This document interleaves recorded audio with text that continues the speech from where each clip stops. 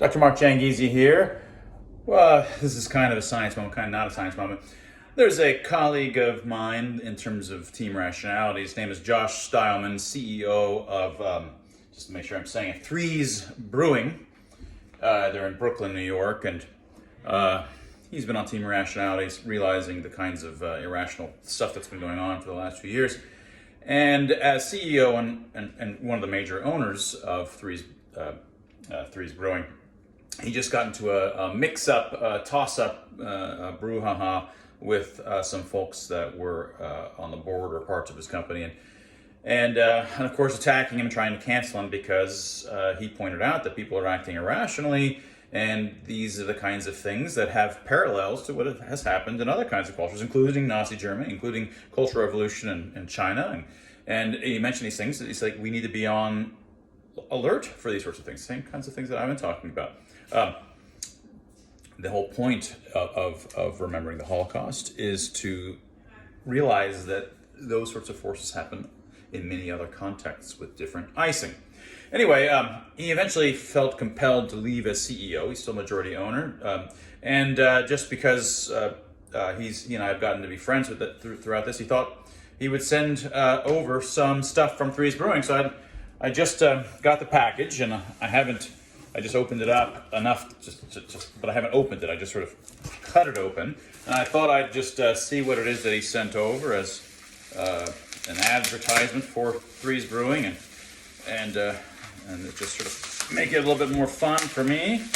And let's see here, what do we have?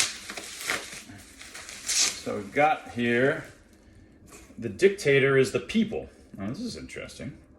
I'm not going to drink all of these on camera, however. Let's start piling things up here. Oh, there's a t-shirt in here. This is great. Illusion of Control. I don't know whether he's already been selling these things, but for those that follow me on Twitter, I was the one that sort of early on, back in maybe April of 2020, was trying to point out the illusion of control, which is not something that I'm responsible for. It's a standard thing in psychology, and I've talked about it and various science moments. Let's see, what do we've got here? And then there's the beer. We have good bad news. This is West Coast IPA. I don't know what this first one even was. This is a heritage wheat saison aged in oak. Well, that's interesting. And those are not your regular beers. Let's see. I'm more of an IPA guy. Pilsner called Vliet, and I will have to look up what Vliet. I'm sure there's something clever there, but I don't actually know what Vliet is. It sounds Russian, which probably I won't be able to drink it now. It's too bad. This is a Czech Pilsner called Your. And let's see.